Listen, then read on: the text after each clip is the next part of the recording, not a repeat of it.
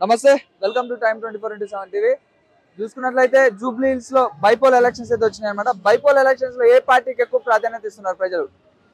చేసిన మంచి కావచ్చు, అటు బీఆర్ఎస్ పార్టీ ఇంతకు ముందు కూడా 3 సార్లు కూడా ఇక్కడ అధికారంలో ఉండే మాగంటి గోపీనాథ్ గారు 3 సార్లు ఎమ్మెల్యే అయినా కూడా ఏం అధిక అభివృద్ధి చేయలేదని చెప్పి కొంతమంది అంటున్నారు. అలాగే నవీన్ యాదవ్ గారు కనుక అధికారంలోకి వస్తే మంచి పనులు చేస్తారని చెప్పి కూడా కొంతమంది అంటున్నారు. దాని గురించి మనం మాట్లాడదాం. మన దగ్గర కాంగ్రెస్ సీనియర్ నాయకులు సతీష్ మాదిగ గారు ఉన్నారు. మనం మాట్లాడే ప్రయత్నం అయితే చేద్దాం. నమస్తే అన్న, ఎట్లుంది జూబ్లీస్ ఎలక్షన్ ప్రచారం ఎట్లా సాగుతుంది? వాస్తవానికి ఇక్కడ దివంగత నేత మాది మన ఎమ్మెల్యే చనిపోయాడు కదా, అతను దురదృష్టవశాత్తు చనిపోయాడు. ఓకే, కానీ వాస్తవానికి అతను టీఆర్ఎస్ కాదు, ఆయన తెలుగుదేశం పార్టీ.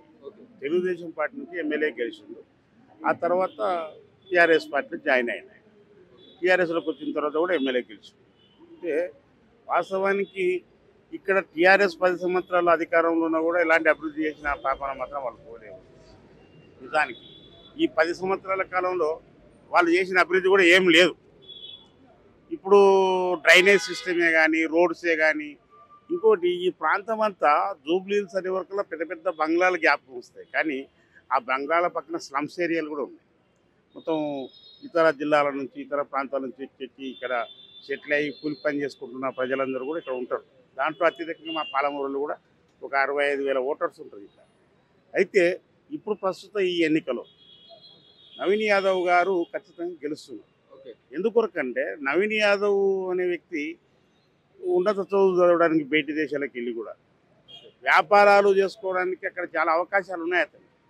కానీ అవన్నీ కూడా పక్కన పెట్టి సమాజ సేవ చేయాలనే ఒక ఉద్దేశంతో ఇక్కడ ఆయన ఒక స్వచ్ఛంద సేవా సంస్థ పెట్టి ప్రజలకు ఏ ఇబ్బందులు వచ్చినా కూడా అన్నా అంటే నేను ఉన్నా అని చెప్పేసి అని ఆయన పనితీరు ఆ రకంగా ఉన్నది. అదే రకంగా 2 సార్లు ఎమ్మెల్యే నిలబడి ఓడిపోయాడు కనుక ఖచ్చితంగా ఈసారి ఖచ్చితంగా గెలుస్తుండదు. జూబ్లీ హిల్స్ లో నవీన్ యాదవ్ గారు 45,000 ఓట్ల మెజారిటీ వస్తుందని చెప్పి కూడా ఎంత కళాఖండిగా చెప్తున్నారు కదా. ఎట్లా వస్తాయి అనుకుంటున్నారు? 45,000 మెజారిటీ ఉన్నదే 3 లక్షల మంది ఉంటే అందులో 45,000 మెజారిటీ అంటే ఇదంతా కావాలని చెప్పి చేస్తున్నారని చెప్పి, కావాలని వాళ్ళు రాకపోయినా కానీ వస్తున్నాయని చెప్పి బీఆర్ఎస్ నాయకులు అంటున్నారు. అంటే ఎవరు 45,000 అంటున్నారు, నేనైతే 1,00,000 మెజారిటీ అంట. నేను ఎందుకొరకు ప్రజాపాలన అందిస్తున్నారు. రేవంత్ రెడ్డి గారు ముఖ్యమంత్రి ఉన్నారు. రేవంత్ రెడ్డి గారి ప్రజాపాలన ఈ 2 సంవత్సరాల కాలం నుంచి ప్రజలందరూ కూడా చూస్తున్నారు. ఈరోజు 10 సంవత్సరాల కాలంలో బీఆర్ఎస్ పార్టీ ఒక తెల్ల రేషన్ కార్డు ఇచ్చిన పాపన పోయి, అధికారం ఉన్నా కూడా రేషన్ కార్డ్స్ జీవన ఇచ్చిన పాపన పోయి. మేము వచ్చిన కాంగ్రెస్ ప్రభుత్వం అధికారంలోకి వచ్చి రేవంత్ రెడ్డి గారు తెల్ల రేషన్ కార్డ్స్ ఇచ్చారు, సన్న బియ్యం కూడా తినబెడుతున్నారు ప్రజలకందరికీ. కనుక ఇంకోటి అన్ని అనుకున్న సంక్షేమ పథకాలన్నీ కూడా అమలు చేస్తున్నారు. ఒక 2,500 రూపాయలు ఉన్నది ఆ మహిళలకి ఇవ్వాలనుకున్నది, 2,500 దాన్ని కూడా మేము తొందరలోనే నెరవేరుస్తాం. కనుక ప్రజాపాలన అందిస్తున్న పాలనాధీశుడు రేవంత్ రెడ్డి గారు ఉన్నారు కనుక నేను 1,00,000 మెజార్టీ వస్తుంది. ఖచ్చితంగా ఇది రేవంత్ రెడ్డి పాలనకు నిదర్శనం అని కూడా నేను విజ్ఞప్తి చేస్తున్నాను.